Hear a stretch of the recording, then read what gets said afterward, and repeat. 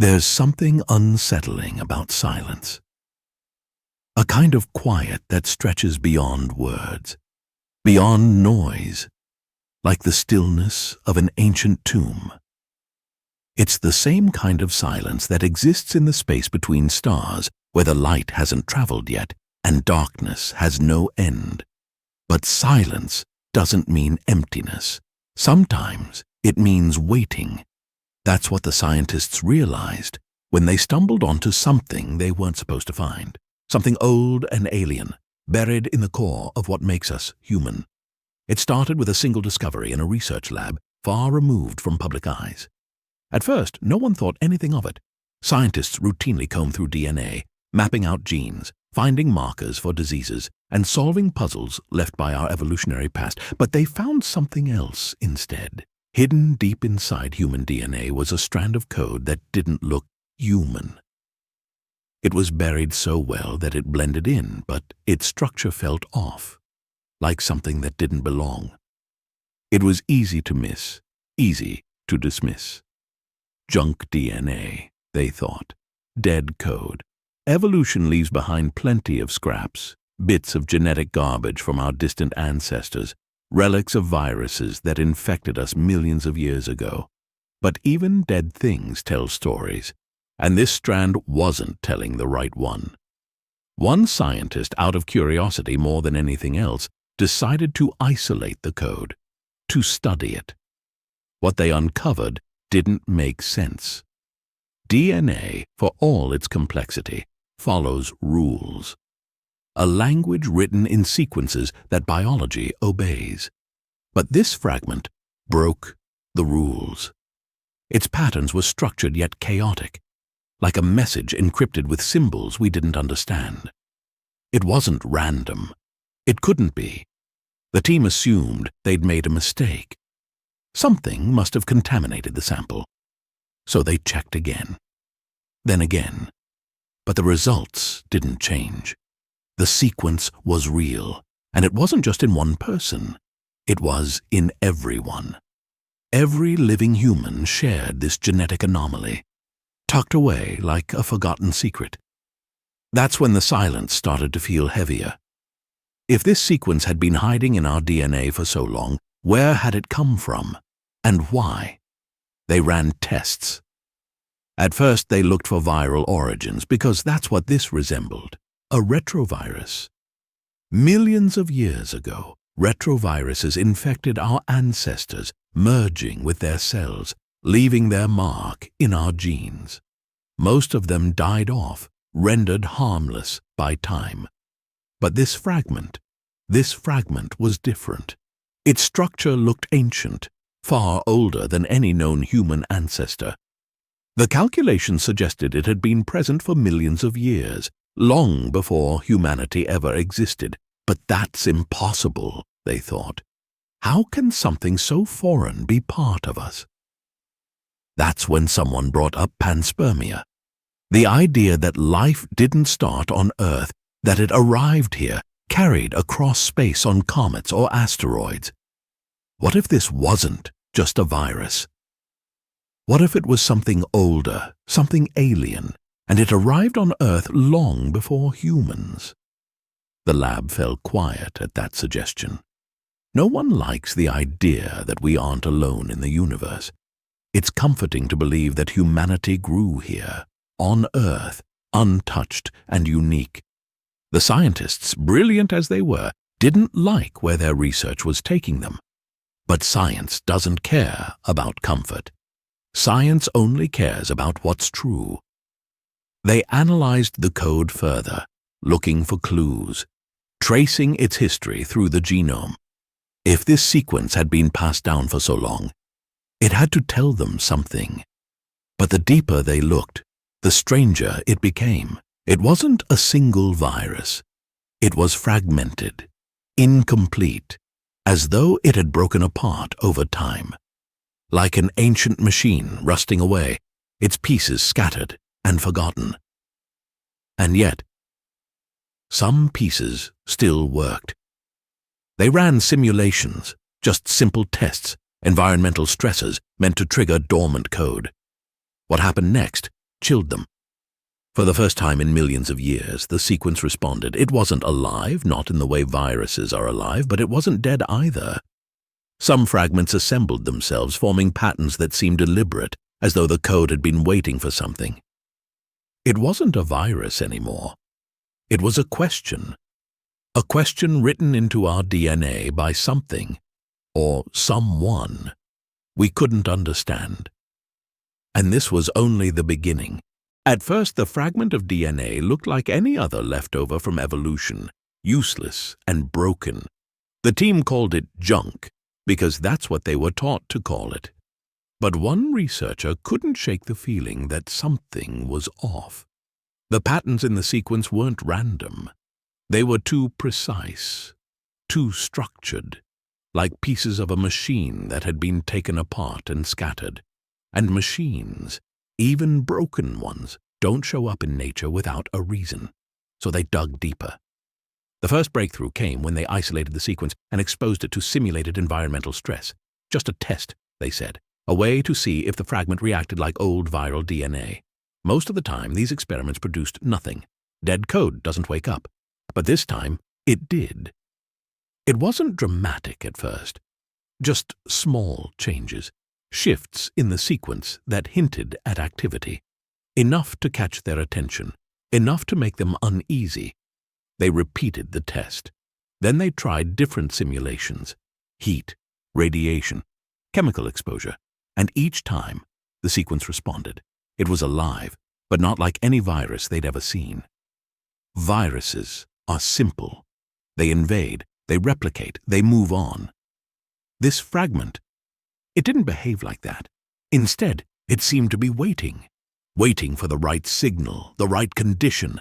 And that's when they realized it wasn't dead code. It was dormant. The team compared the sequence to everything they knew. Viruses, bacteria, parasites. But there was no match. No organism on Earth shared its structure. The oldest known viruses, dating back millions of years, still looked earthly. This didn't. If it wasn't from Earth, where did it come from? One theory emerged: panspermia. The idea that life, or pieces of it, arrived on Earth from somewhere else, carried by comets or meteors. It was far-fetched, but the evidence didn't lie. The sequence's structure looked alien, like it didn't belong to the same family tree as the rest of life on this planet. And yet there it was, inside us. Every human they tested carried the same fragment, buried deep in their DNA. It had survived millions of years, passed down through every generation, unchanged, silent, hidden. "Why haven't we seen this before?" one researcher asked. "Because we weren't looking for it," another replied.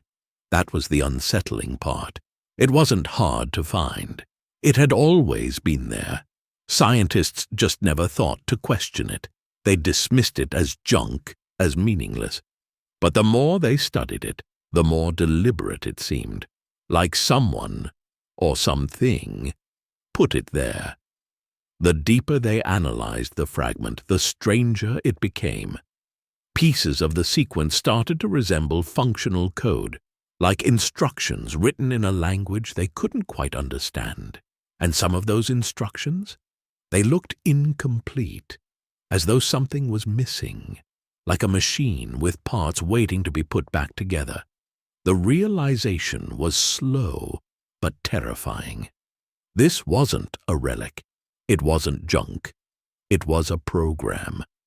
And it wasn't dead. The scientists had stumbled onto something old and patient, something that had been waiting, dormant, inside humanity's genome for longer than humans had existed. "Waiting for what?" someone whispered. No one had an answer. It didn't take long for paranoia to creep in. The scientists stopped talking about the discovery outside of their group. The lab, once filled with casual chatter, grew quiet. No one said it out loud, but they all felt it. This thing they'd found wasn't just another scientific curiosity. The younger researcher, Daniel, couldn't let it go. He stayed late every night, staring at the sequences, running simulations on his own. He told himself it was harmless curiosity, nothing more. But in truth, the patterns haunted him. They didn't behave like natural evolution. The code was too intentional, like a message left behind, or worse, a trigger. One night, Daniel ran another test. He exposed the sequence to a new variable, low-frequency radiation, the kind found deep in space. He'd read theories that cosmic rays could trigger dormant genetic material left over from ancient times. He expected nothing, but the screen blinked. The sequence began shifting. It started slow, just a slight reorganization of the fragments, but then the changes picked up speed, forming structures Daniel couldn't explain. It was as if the code was waking up, responding to the radiation like a sleeping animal stirred by a sound it recognized. Daniel froze, staring at the screen. And then the lab's automated monitoring system cut in. Warning: unidentified genetic activity detected. The alert blared through the room, the red light flashing overhead. Daniel panicked and shut the simulation down, but the damage was done. His colleagues rushed into the lab, shouting over each other. "What did you do?" the lead researcher demanded. Daniel stammered, I just exposed it to simulated cosmic radiation. I didn't think." "You didn't think!" someone shouted. The lead scientist stared at the screen. The sequence was quiet again, static and inert. But they'd all seen it. It moved. It changed. "Do you have any idea what you've done?" the lead whispered, his face pale. Daniel looked at him, confused.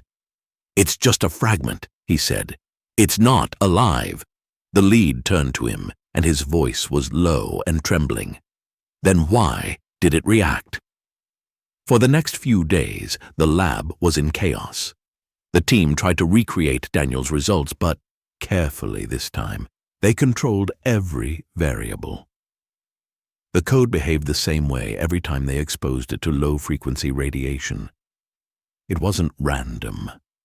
It was responding to something familiar, something ancient. It was like a lock, recognizing its key.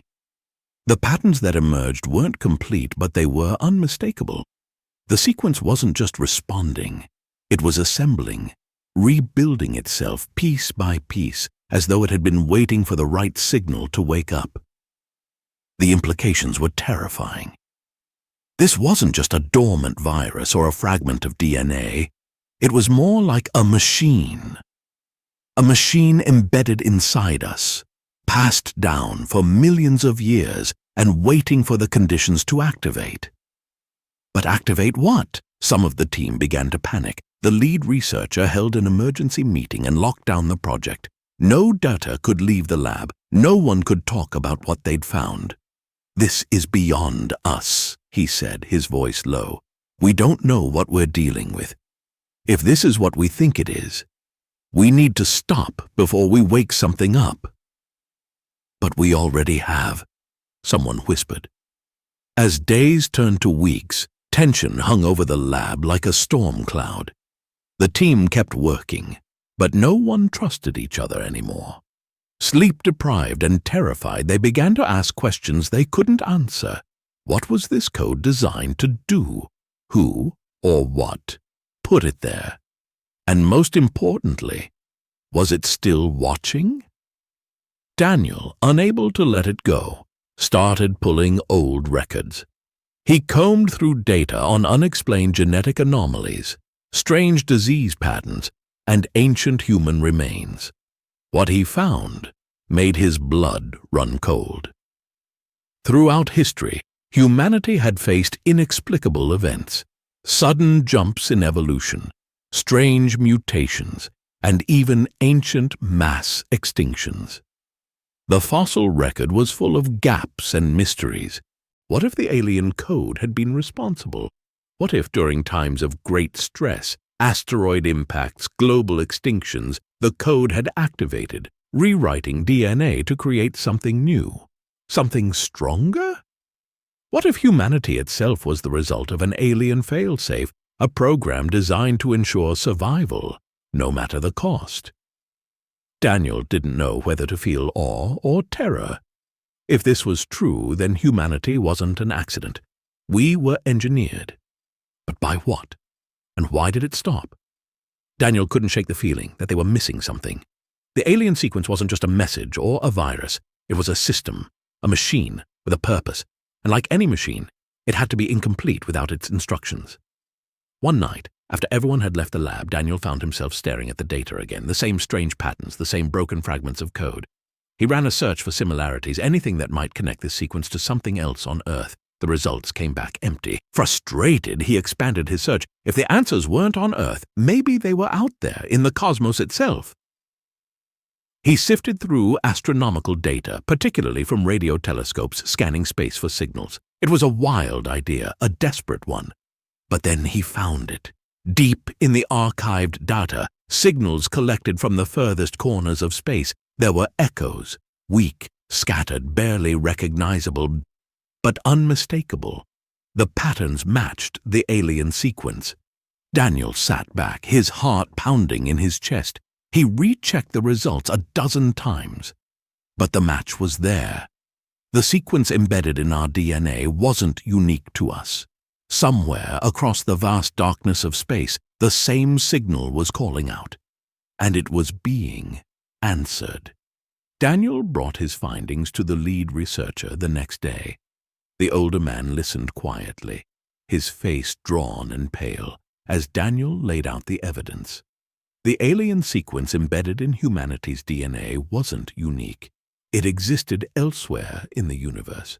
Radio signals collected by telescopes showed faint echoes of the same patterns. They weren't noise or random static. They were deliberate transmissions or instructions. Something, somewhere, was sending the signal. When Daniel finished speaking, the room fell silent. "Are you saying," the lead finally asked, his voice hollow, "that we're part of something larger?" "I think we're a piece of it, Date," Daniel replied. "A piece that's been waiting for the signal to finish what it started." The lead sat down, rubbing his temples. If this is true, then the sequence in our DNA isn't just a fragment. It's part of a larger system, a system that's been silent for millions of years. Daniel nodded. Silent.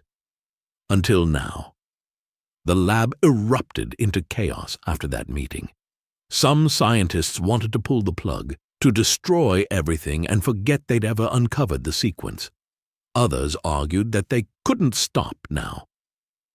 This wasn't just a scientific breakthrough. It was a message from something far older and far greater than humanity. But beneath the arguments and panic, a darker question lingered. If the signal was being transmitted again, what did that mean for humanity? Was it a call for activation or a warning? Days passed, and the signal began to grow stronger. The scientists monitored it closely, watching as its faint echoes became more defined, more rhythmic. It was as though the universe itself was responding to their discovery. Then something happened that none of them expected. The lead researcher's computer lit up with an alert. New genetic activity detected. The team gathered around, eyes fixed on the screen. They ran tests, checked and rechecked the data. It was real. The alien sequence was changing on its own. They hadn't touched it. No simulations, no experiments. It was just reacting. Something out there, something in the signal had triggered it. The sequence began assembling faster, filling in gaps that had remained broken for millions of years. The once fragmented code was becoming whole again, as though it had been waiting for this exact moment. "What are we looking at?" someone whispered. The lead researcher didn't answer. He was staring at the screen, his face pale, because he knew what they were seeing. The alien code wasn't just waking up, it was activating. At first, the activation was subtle, barely detectable changes in the sequence, but over the next few hours it accelerated. The alien code, dormant for millions of years, was alive again. The team worked frantically, running test after test, trying to understand what was happening. The sequence wasn't just assembling itself. It was interacting with human DNA. Small changes appeared in their simulations, mutations that didn't belong, patterns that resembled pathways for something. One researcher murmured almost to himself, "It's rewriting us." Nobody wanted to believe it. A virus might replicate or mutate, but this wasn't replication. The alien sequence was changing the way the DNA behaved, changing its instructions. The researchers compared the changes to other known genetic functions, trying to find a connection, an explanation. There wasn't one. These changes weren't natural. They were deliberate, designed. It was as though the alien code had been programmed to lie dormant until it received the right trigger, a signal that told it, now it's time. The team's computers began flooding with data they couldn't process fast enough. The lead researcher slammed his hand on the desk. "Shut it down! Shut everything down!" They tried. They severed every simulation, disconnected the systems. But it didn't matter. The code was no longer just data on a screen. It was in us. That night, the team gathered in the lab's conference room, faces pale, voices hushed. Nobody said it. But they were all thinking the same thing. What if this wasn't an accident? What if the activation wasn't random? "What are we supposed to do?" one researcher asked, breaking the silence. "This thing has been inside us for millions of years, waiting for this moment. And now that it's awake, we don't even know what it wants." The lead researcher looked at the group. His voice was low, shaking. "We need to consider the possibility that it doesn't want anything. This isn't an organism, it's a program, and a program doesn't want. It just does. It follows its instructions." "So what are the instructions?" someone whispered. No one answered. Daniel, sitting at the edge of the room, couldn't stop thinking about the signals, the transmissions from deep space that matched the alien code. What if the instructions weren't just embedded in our DNA? What if they were being sent right now from somewhere else? He pulled his laptop closer and began running a comparison. If the alien sequence was responding to a signal, he could trace it, find the source. Hours passed, the lab around him silent. Finally, the data gave him a location.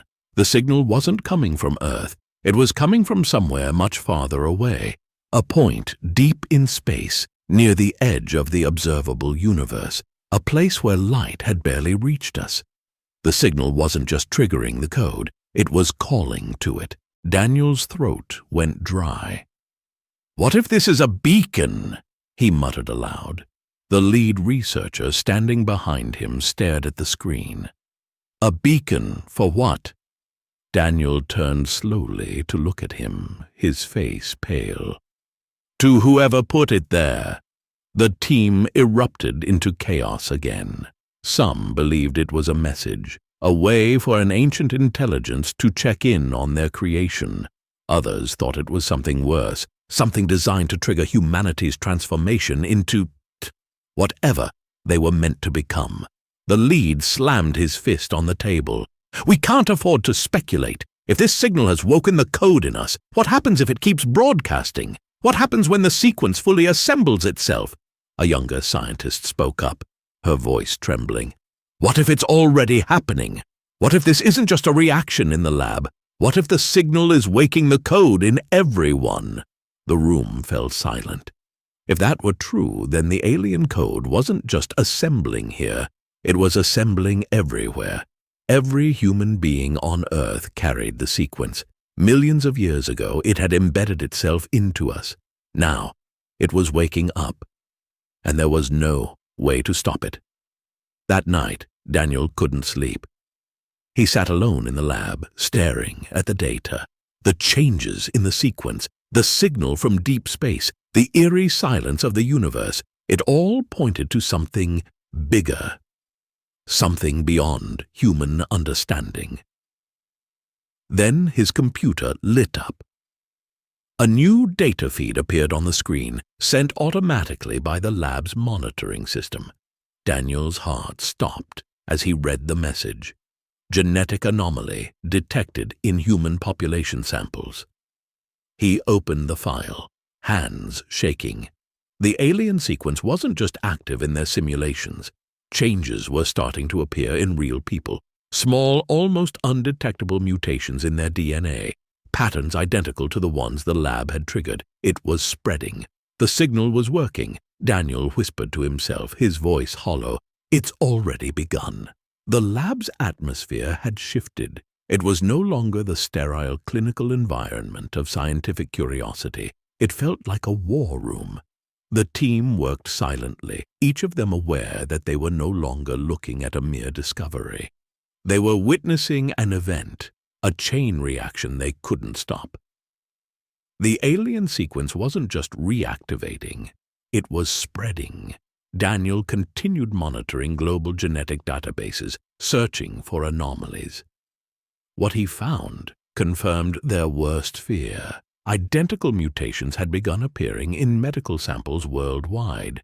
It was slow, almost imperceptible, but it was there. Tiny changes in the genome, changes that mirrored what they'd seen in their simulations. This wasn't isolated. Humanity's DNA was being rewritten. That morning, the lead researcher called for a final meeting. His face was gaunt, as though he hadn't slept in days. Papers and screens were scattered across the table. Maps of the Earth were marked with points, regions where the anomalies were spreading faster than elsewhere. "We've tracked the signal," the lead began, his voice brittle. "It's getting stronger. Whatever's broadcasting it, it's not stopping." He turned to Daniel. "Show them!" Daniel hesitated, then stood up, his laptop screen casting an eerie glow. "The signal is originating from deep space, near the edge of the observable universe. It's faint, but it's deliberate. And it's accelerating." "Accelerating?" someone asked. Daniel nodded. "The pattern has become clearer over the last 48 hours. It's not noise, it's a broadcast, a message, and it's not just waking up the sequence, it's amplifying it." The lead leaned forward. "What happens when it fully assembles?" No one answered. The younger scientist, the one who had spoken about the changes in people, looked up from her notes. Her voice trembled as she broke the silence. "We're already seeing effects." The room turned toward her. "In isolated cases, subtle changes in physiology, immune responses, nervous systems acting differently. Most people wouldn't notice it yet, but it's happening. Their DNA is reacting to the signal." "What kind of changes?" the lead asked, his voice sharp. She hesitated. "We don't know yet. The mutations are small, but they're spreading through populations faster than they should. It's like the sequence is adapting, preparing for something." Daniel spoke softly. "It's rewriting us. The program is assembling itself, and when it's done, we won't be the same." The words hung in the air like a weight no one could lift. That night, Daniel stared at the map of anomalies glowing on his screen. Red dots marked the areas where the alien sequence had triggered mutations, and they were spreading faster. Something about the pattern bothered him. He zoomed out, letting the dots form clusters. Then he overlaid the map with another, the distribution of ancient impact craters, the scars left by meteorites that had struck Earth millions of years ago. The patterns aligned. The regions showing the fastest genetic changes were the same places where large meteorites had fallen long ago. Daniel's stomach turned. The alien sequence hadn't just arrived once. It had arrived multiple times, embedded in meteorites that carried it to Earth. And now the signal was reactivating everything it had planted, like seeds germinating after millennia.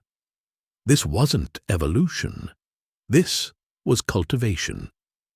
Daniel ran to find the lead researcher, bursting into his office. "It's not random," he said, breathless. "The signal? It's been here before." The alien code didn't just come from one meteor. It's been spreading for millions of years, every time a meteor hit Earth. The lead stared at him. "You're saying this has happened before?" "Yes," Daniel said, "and now it's happening again, but globally. The signal isn't just waking up the code, it's activating every fragment that's ever been left behind. We're being rewritten, and it's not just starting now, it's finishing something." The lead's face paled. "Finishing what?" Daniel hesitated, then whispered, "Whatever we were meant to become." The next day, the first reports began appearing on the news. Isolated incidents of strange illnesses, unexplained neurological symptoms, and spikes in immune system activity. Doctors were baffled, calling it a flu-like virus, but Daniel and his team knew the truth. It wasn't a virus. It was the code. The alien program, silent for millions of years, was spreading through humanity like wildfire. Subtle mutations now, barely noticeable, but soon they would no longer be subtle. And when it finished, humanity would not be the same. The world didn't notice at first. The changes were too small, too quiet, like ripples on the surface of a deep, dark ocean. Doctors called it a strange flu. They tested for familiar pathogens and found nothing. People reported odd symptoms, heightened senses, flashes of dizziness, brief moments of confusion or fever that came and went without explanation. But to the team in the lab, every new report was another warning bell. Daniel sat hunched over his laptop, staring at the spread of mutations. They were no longer isolated. Countries across the globe, dense cities, remote villages, deserts and tundras, were reporting genetic anomalies. "It's accelerating," Daniel said, his voice hoarse. "The sequence is adapting faster now. It's not just waking up, it's synchronizing. It's like the signal is pushing the program into its final stages." The lead researcher leaned over him, jaw clenched. "Final stages of what?" Daniel swallowed hard, unable to say it. In the coming days, things began to escalate. Subtle symptoms turned into something else entirely. The first real change happened to a man in rural Mongolia. It started with a mild fever. By the time his family noticed something was wrong, he was screaming, clutching his head as if something inside was breaking apart. His family rushed him to a hospital. The doctors couldn't explain what they were seeing. His skin had turned pale, his pupils dilated until his eyes looked black. His muscles trembled uncontrollably, and when he finally spoke, it wasn't in any known language. The team intercepted the report before it hit the mainstream media. Daniel stared at the video footage, his hands shaking. The man's voice echoed through the speakers, low guttural sounds that pulsed with rhythm, like speech, but not human. "It's the signal," Daniel said. "He's responding to the signal." The lead stood behind him, frozen. "This is just the beginning." More cases began to surface. People collapsed in crowded streets, overcome with sudden seizures or visions. Others woke up speaking words that made no sense, phrases that didn't match any earthly language. Some began experiencing changes in their physical bodies, slight shifts, but enough to make doctors question everything they thought they knew about genetics. One woman's corneas turned reflective, like the eyes of a deep-sea creature. A child's bone density increased threefold, making his limbs unnaturally heavy.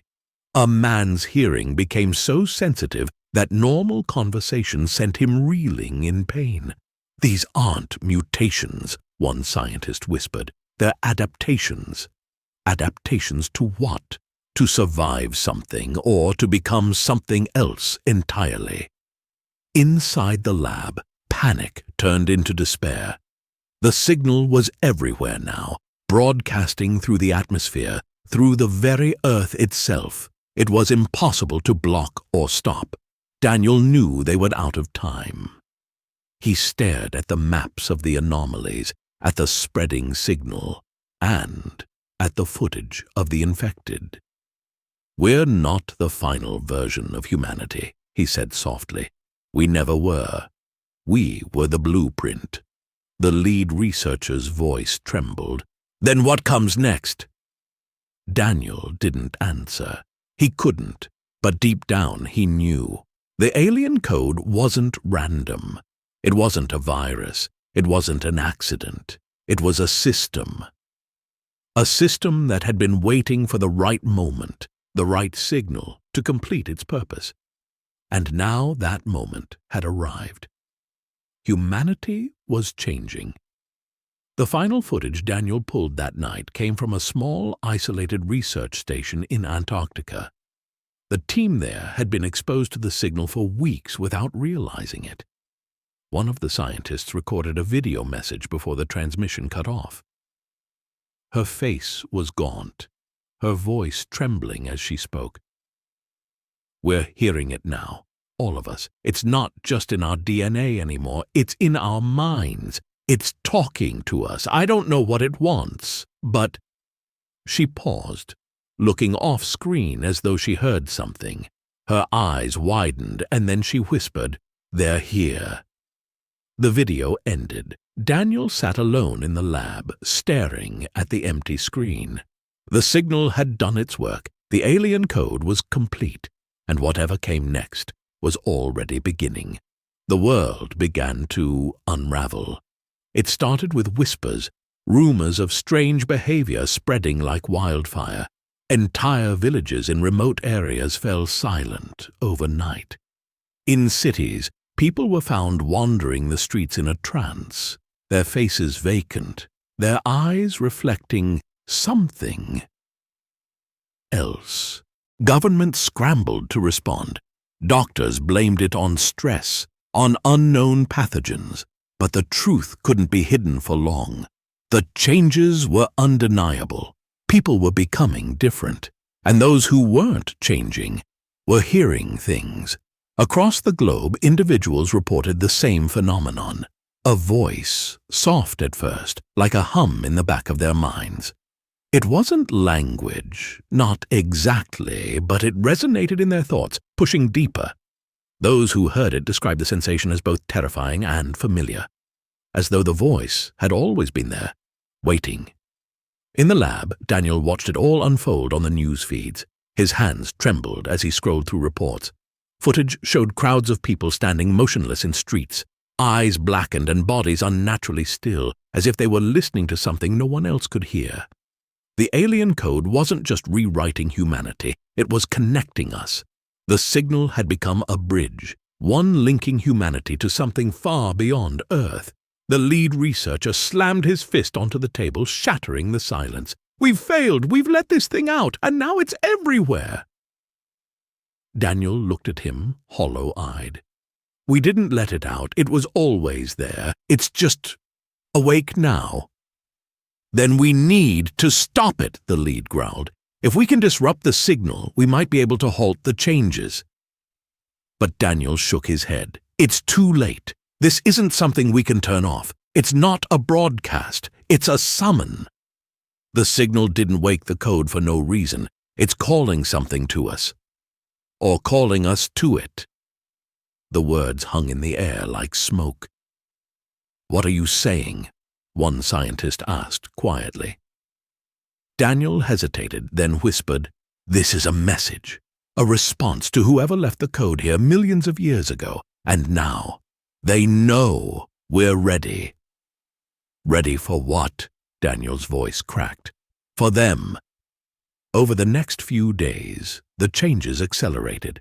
Hospitals overflowed with patients showing bizarre symptoms, bodies adapting in ways doctors couldn't explain, skin and bones toughening, senses sharpening. Some people reported visions, images of stars, of distant worlds bathed in darkness and light. They described seeing structures, cities that could not possibly exist. Others heard the voice grow clearer. It spoke to them, pulling them towards something inevitable. The lab team's last analysis confirmed Daniel's fears. The alien sequence wasn't random. It was a blueprint, a genetic failsafe left in humanity's DNA, a program that, when triggered, would prepare us for something far beyond our understanding. The voice in people's heads, the signals from deep space, they weren't accidental. They were part of the system, and the system was finishing its work. The lab's final breakthrough came when Daniel and the team isolated the last piece of the sequence. It wasn't a mutation. It was a set of instructions, a destination, coordinates. The signal wasn't just waking up the code. It was pulling humanity toward something. Somewhere out in the universe, an answer was waiting. The lead researcher stared at the screen in disbelief. "It's calling us home." Daniel shook his head. "No, not home. To them." The world fell into chaos. Governments imposed martial law, trying to contain the panic. Flights were grounded, borders closed, but none of it mattered. The changes were spreading too fast. And then the sky changed. Across the globe, people looked up to see strange lights, glowing patterns etched across the heavens, pulsing faintly like the heartbeat of something alive. The signal wasn't just sound anymore. It was everywhere, vibrating through the air, through the ground, through us. The voice grew clearer. Those who heard it began to understand. "It's time," they whispered. Daniel sat in the lab as the final reports came in. The lights in the sky had begun descending, shimmering objects moving with impossible precision, defying gravity as they approached Earth. There were no explosions, no weapons, no war, because we were ready. The alien code had done its job. It had reshaped humanity into something new, something that could survive whatever came next. And now, they were here. Daniel watched as one of the shimmering objects hovered above the city, its light casting an otherworldly glow across the buildings. People below stood still, silent, their eyes black and reflective, as though they were waiting for instructions. He turned to the lead researcher, who sat slumped in his chair, his face blank. "This isn't the end," Daniel said quietly. "It's the beginning." Outside, the voice spoke one final time, and humanity listened. The world stood still. The lights, those impossible shimmering structures, hovered above cities, mountains, oceans, and deserts. Their forms were beyond comprehension, shifting, pulsing, as though they were not made of matter, but something more, something alive. They cast a cold, silver glow over the earth, drowning out the sun, as if the planet itself had been claimed. And everywhere people waited. Those who had changed, who now bore the mutations the alien code had triggered, were silent. They stared upward, their blackened eyes reflecting the pulsing lights in the sky. They weren't afraid. They weren't human anymore. They were connected. Daniel stood at the window of the lab, watching. The streets below were filled with people who had stopped moving, their heads tilted to the sky, as if listening to a voice only they could hear. "They're already gone," he whispered. The lead researcher didn't respond. He sat at his desk, his hands clasped, staring blankly into nothing. The voice, the signal, was in all of them now, even the ones who hadn't changed yet. It was like a quiet whisper in the mind, a hum in the bones, a call to something greater.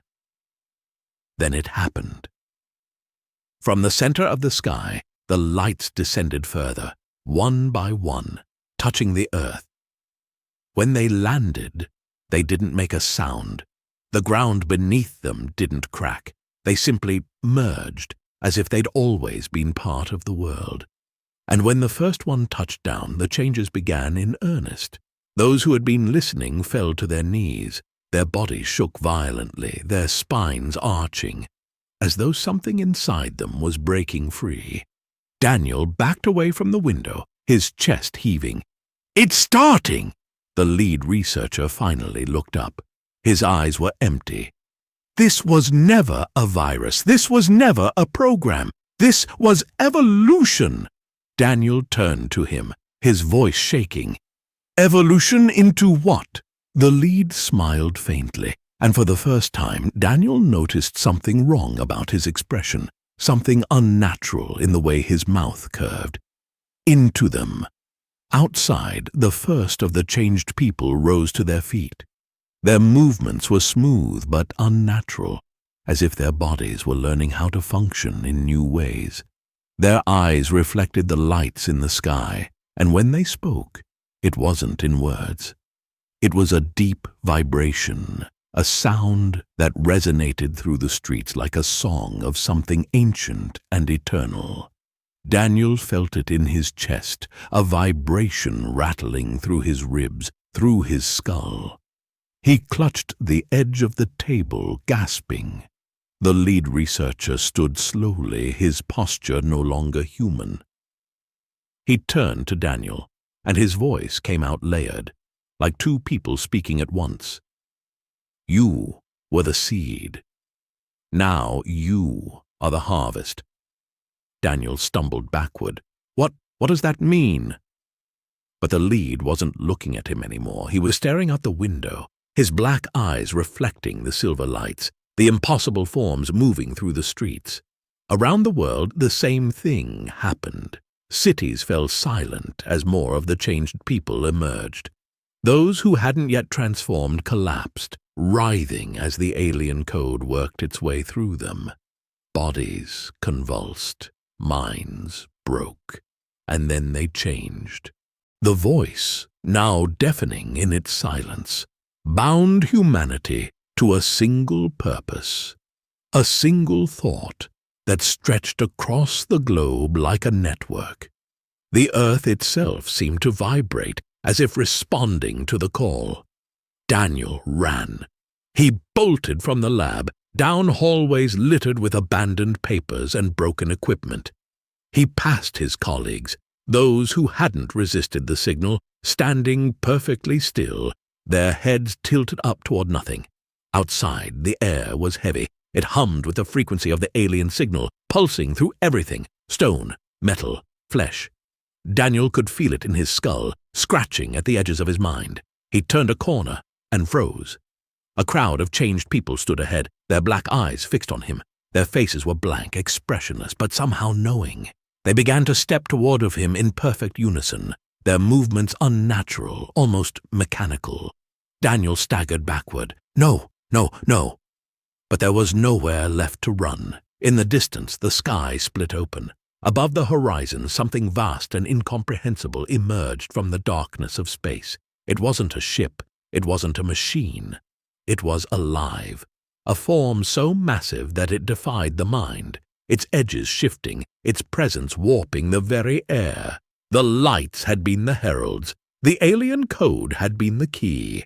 And now the architects of humanity's transformation had returned. The earth was no longer ours. Daniel dropped to his knees, tears streaming down his face as he stared at the impossible being descending toward the planet. The vibrations rattled his bones. The signal filled his mind, and for the first time, he understood. We were never alone. We were never meant to be alone. And now, our purpose had been fulfilled. The sky was no longer the sky. It pulsed with light, shifting, shimmering shapes that bled into one another. The impossible form loomed above the earth, blotting out the stars and bending the horizon itself as though the planet had been swallowed whole. Daniel knelt in the middle of the empty street, surrounded by thousands of people who no longer looked human. They stood silently, their black eyes reflecting the light above, their bodies unnaturally still. The hum of the signal rattled through everything, deep and resonant, like the voice of something older than time, and then it stopped. The silence that followed was worse. For a moment, the world stood frozen, motionless and waiting. Then the first sound broke through. A single low vibration that started in the air and spread through the earth. The people around Daniel tilted their heads in perfect unison, as though they were listening, and then they spoke. The sound that came from their mouths was not language. It was a tone, an impossibly low, resonating frequency that seemed to vibrate the ground itself. The sound spread, rippling outward like a shock wave, as though the planet itself were responding to their call. Daniel clutched his head, his vision swimming as the vibrations filled his skull. It wasn't just sound, it was meaning. The voice, the signal, was inside him now, clear and undeniable. He didn't understand the words, but the intent was unmistakable. "It is time." Daniel opened his eyes, tears streaking his face. Around him, the crowd began to move, slowly at first, but with deliberate purpose. They marched toward the massive structures that had descended across the earth, drawn by the voice, by the call of something greater. He turned and looked back at the lab in the distance, its windows shattered, its systems dark. There was nothing left for him there, nothing left for anyone. Humanity's story, as they'd understood it, was over. Daniel staggered to his feet, his body heavy, his mind torn between terror and an overwhelming sense of inevitability. He could hear it now, the voice pulling him forward, whispering to him in tones that seemed to bypass thought itself. "You are ready." Across the world, the same scene played out. In every city, on every continent, the remaining humans, those whose bodies had fully adapted, their DNA rewritten by the alien code, walked toward the lights. They marched as one, connected by the signal, part of something far larger than themselves. And those who resisted? They didn't last long. The signal would not be ignored. The code inside them had been waiting for too long to remain silent. Daniel felt it too. He had run, resisted, fought to hold on to what he was.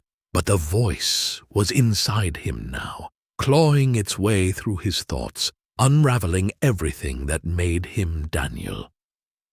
It didn't hurt. That was the worst part. It was almost comforting, like falling into warm water, letting it carry him deeper and deeper until the surface was gone. He took a step forward, then another. The final transformation happened as the humans, what was left of them, entered the massive structures. The lights consumed them, their forms silhouetted for just a moment before they disappeared inside. Daniel felt his body change as he crossed the threshold. The weight in his limbs, the sound of his own heartbeat, the boundaries of his skin, all of it faded. He felt himself expand, unraveling and reforming into something new. For the first time, he understood. The alien code had been a gift, an invitation to join something infinite, something eternal. Humanity was never meant to be alone. They were never the end of the story. They were the beginning. The earth fell silent. The structures rose from the planet's surface, leaving no trace of what had come before. The lights folded back into the sky, pulling the remnants of humanity into the void, toward their final destination. From space, the planet looked unchanged, blue and calm, as though nothing had happened. But it was empty now, a husk left behind. And somewhere in the cold darkness beyond the stars, the signal pulsed on, calling out to the next world, the next species, the next seed to be harvested. The cycle would continue, and humanity in its final form was now part of it, part of them.